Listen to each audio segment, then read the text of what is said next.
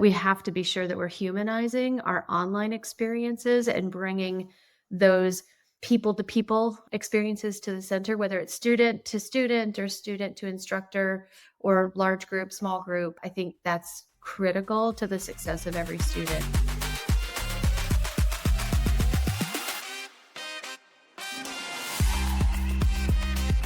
The evolution of online learning has moved far beyond simply putting courses on the internet. Today's students expect engaging, well-designed experiences that match or exceed traditional classroom quality.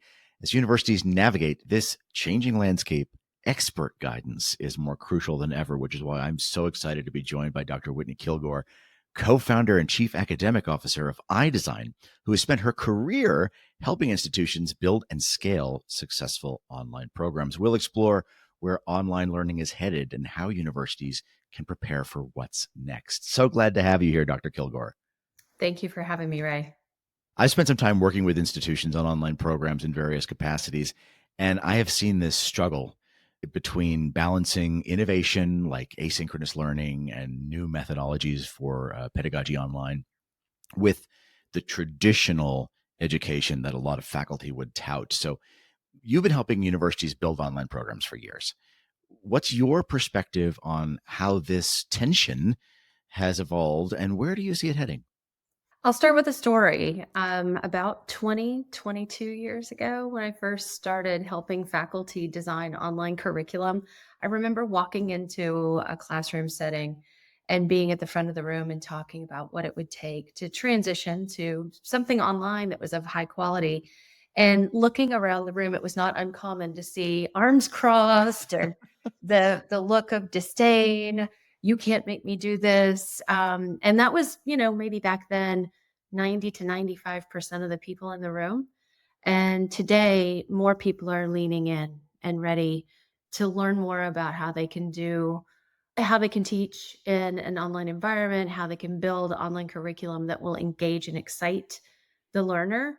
And that maybe because of the rise in cognitive science or learning sciences and this notion that it is a whole discipline of study, a whole pathway for people to become instructional designers or learning scientists. There was even a phase of everybody calling it learning engineering.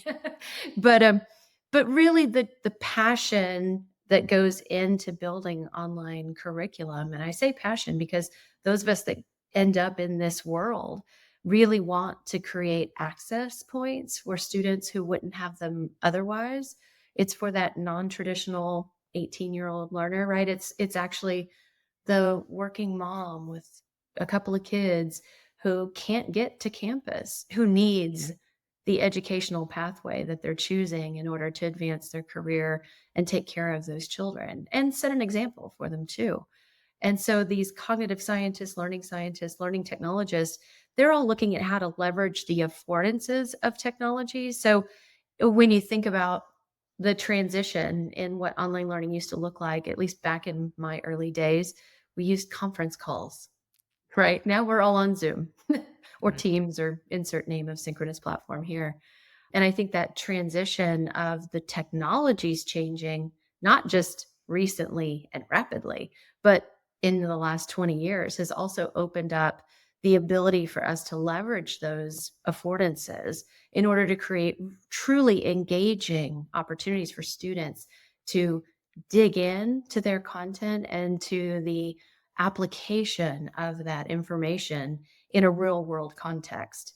Just the change that I've seen in the last 20 years in the technologies is just as significant as the change in the kind of resistance versus acceptance of going online and building really high quality online programs. That's fascinating. And I'd love to double click on that idea of learning technologies and educational technologies and their role in shaping this. In my experience, I've been really surprised that there are certain institutions that have not adopted and implemented the latest technology to do this. And they're sort of stuck, well, this is the way that this is going to happen. And students should just bend to our will to be in these online programs. How have you seen the adoption and implementation of advanced learning technologies and AI, for that matter, varying between different kinds of institutions? What surprises you most about who's leading the way here in adopting these advanced technologies? Oh, it's such a good question. There's so much out there that it really requires somebody who is a deep thinker about the use of educational technologies at an institution to be leading the way and guiding the way. Folks in IT are fabulous at a lot of things and sometimes are the blockers in adding new technologies and new systems to the ed tech ecosystem. So I've seen a lot of work done at really innovative institutions where they have a focused mindset in their IT office that's more about the enterprise use of educational technologies and less about server services, network admins, that sort of thing, right? They still need all those people. They still need all that hard work, but they also need an arm that's distinctive and different and thinking about student experience. When I think about institutions who are leading the way, I think UCF and Arizona State are clear leaders in that space with, divisions that are focused on educational technology and what the future is, playing with designing and building some of their own tech too. So they create like these incubator spaces, innovation hubs, and really empower students and faculty to try things differently, to play, if you will. I think in higher education we forget that everybody really likes to have fun. When you make learning fun, then it also is stickier. It stays with the student longer, the learner longer.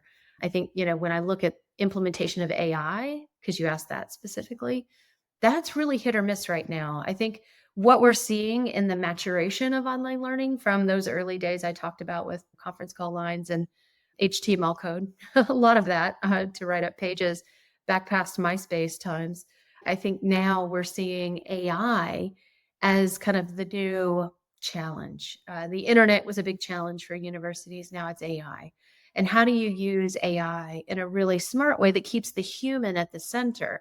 Because in teaching and learning, if we don't keep the students at the center of everything and we don't give them our time as a coach, mentor, advisor at a minimum, we're not following through on the promise of what education is supposed to be.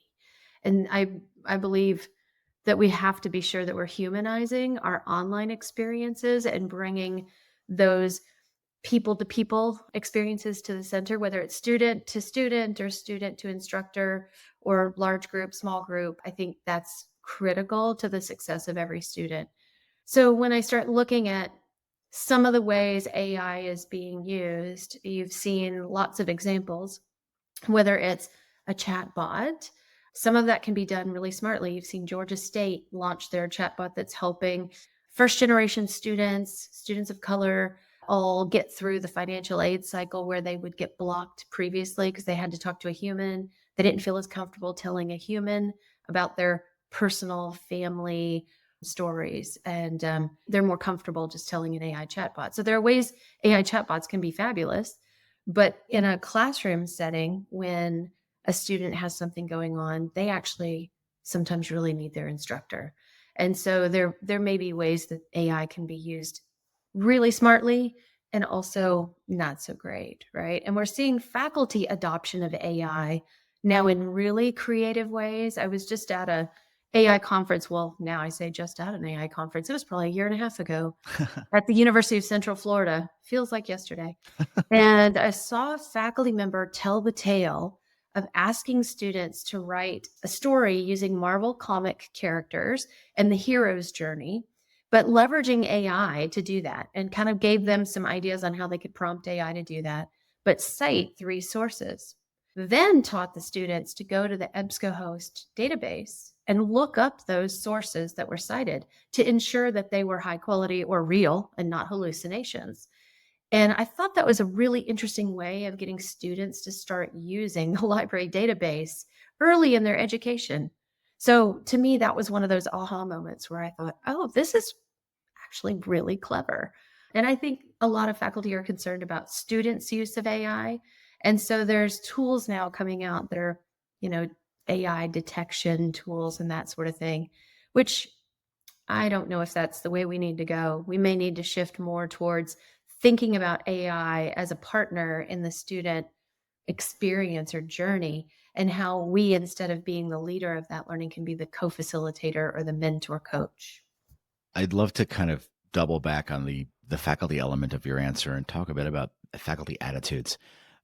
Before the pandemic, right, there were a lot of schools that were just canceling their online programs, saying, no, this is not something we're going to spend our time on anymore. We're going to focus on campus only because it's higher quality. And that was usually the line. During the pandemic, I was fortunate enough to go to Arizona State University online for a master's degree, and it was demonstrably different than my on campus master's and my PhD. And I learned an incredible amount, not just about the subject matter, but about how to teach well online, especially asynchronously. Fast forward, that's what's going on at some research one top tier institutions that have very fancy names that were probably saying before the pandemic, no, we're not going to do online education like this anymore. And I feel like that's been a conversation among faculty about their attitudes on online learning. In particular, I think around the idea of synchronous versus asynchronous education and meeting students where they are and offering flexibility. How have you observed faculty attitudes towards online learning evolving, especially around program development? Well, I think I told the tale of the kind of leaning in now. A lot's changed in 20 years, and certainly the pandemic had a lot to do with that in the last 5. I do think that that also impacted the quality of education because almost every institution became Zoom U. We've seen that in the Inside Higher Ed articles.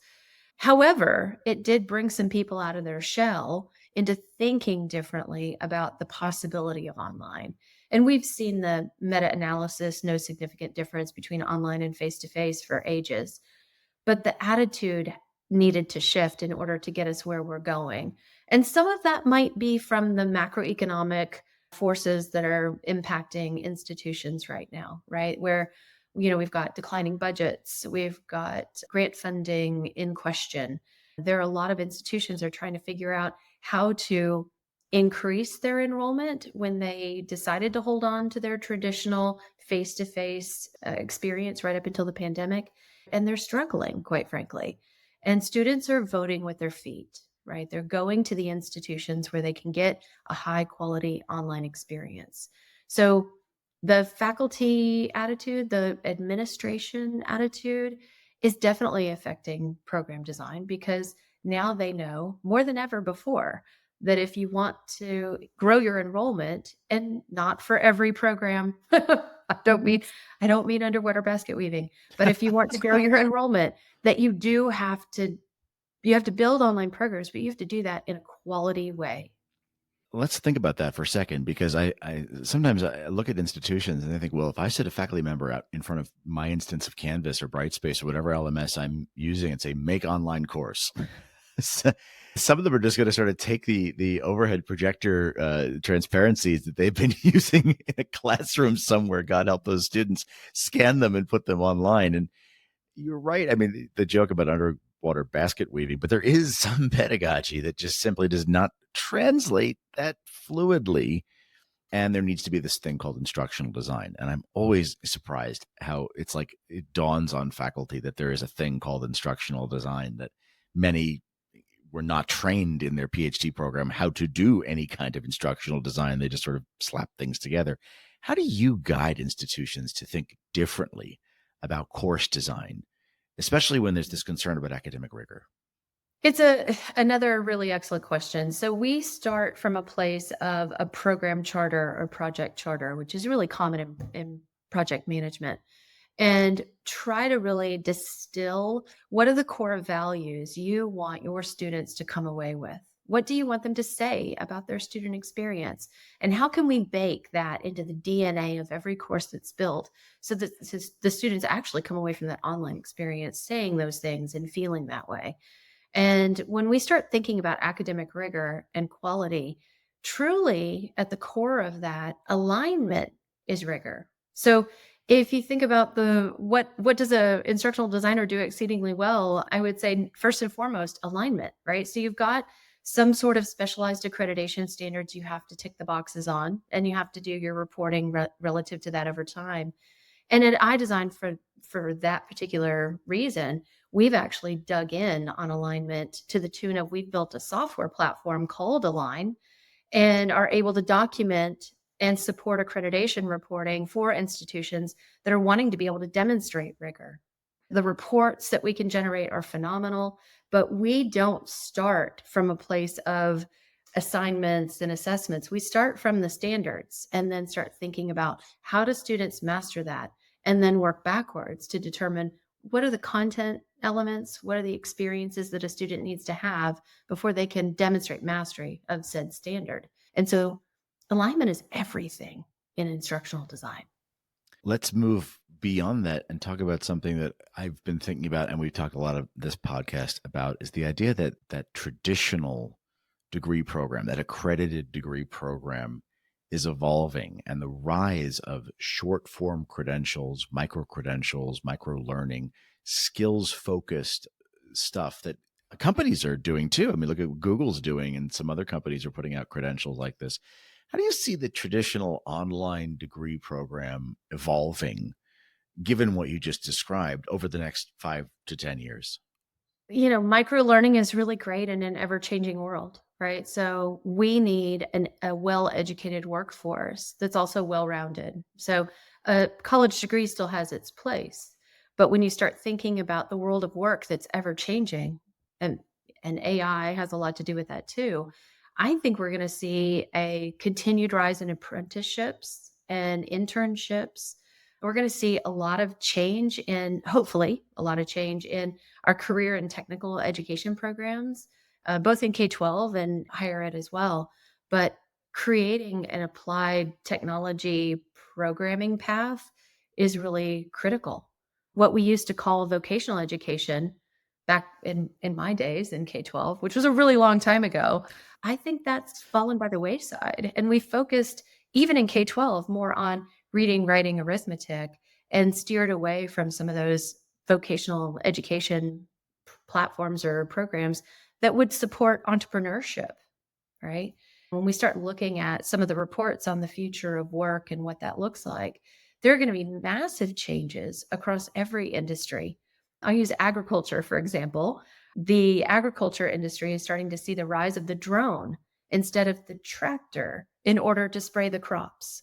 I know that seems like a simple example, but the transition of the changes in the world of work are going to require these short learning experiences that allow someone to go from what they knew before to this new future that they couldn't have imagined prior. So I think we're going to see a mix of the full degree program that creates the well rounded individual. But I don't think any of us are going to be able to stop learning in the future that we're headed into.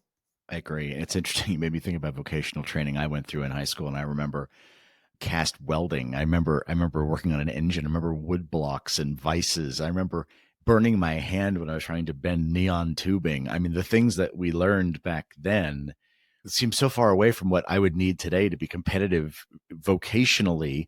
They, by the way, took that whole wood shop and turned it into a computer science lab by the time I was a senior, understanding that those were the skills. But it's a constant evolution, right, of the skills that are necessary to be successful in the market. I can drive a tractor. Great. Can you fly a drone? Uh, Mhm. okay. Wow. I hadn't thought about that one. There's so much more we could talk about, but I would love to sort of close with a sort of just a kind of picking your brain here. You've seen a lot of online programs. You've seen them go right. You've seen them go wrong. Drawing on your experiences, what do you think if you were talking to a dean or a faculty member or a provost right now, what do you think you would tell them? Like, you might be getting this wrong about online learning.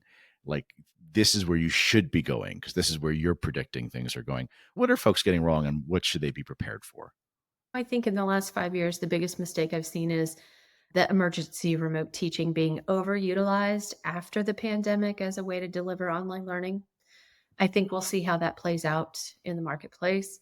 But the probably the big bold prediction, which I don't usually do, but I'll do it. Thank you for Um, indulging us. is AI is going to upend the way we think about learning. We are truly moving into a world of connectivism where we need the connections to one another to be able to learn a thing when we need to learn it, right? But it's that notion that it's about the connections and the knowledge is living somewhere else, right? Like how many phone numbers do you know these days versus when you were a kid growing up? Right. I used to remember a few. I knew my best friend's phone number, hands down, right? But these days, I don't even know my children's phone number. So I think we're getting to a place in our lifetime that I didn't know we'd get to, where we can go and find the information we need to be able to do darn near anything. But we need the skills to be able to navigate that landscape and that world. And I think that's part of what will be the change as we go forward. But with AI, I think it will completely change teaching and learning. And teachers, and I've been saying we need to be the guide on the side instead of the sage on the stage for way too many years. So I hate that that's my bold prediction, but I think it might actually come true this time. I think you're right. I think you're right. Dr. Whitney Kilgore, co-founder and chief academic officer of iDesign, thanks so much for spending time with us. Thanks, Ray. This is absolutely the best time. I appreciate the invitation. Oh, it was our pleasure. Thanks a lot. So here's my take. The landscape of online learning has transformed dramatically. The pandemic was an accelerator of that, but it had been going on for a long time, and universities are just waking up to that fact. Watching universities approach online education differently is fascinating because it's now not just a necessity to reach a certain number of adult learners, but it's a strategic imperative when you consider the pressures on enrollment and recruitment of students. And from my personal experience working with institutions, I've noticed that there is still a big gap between ambition and execution when it comes to creating truly engaging online experiences that meet best practices. That's why I am particularly excited by this interview and hope you enjoy it.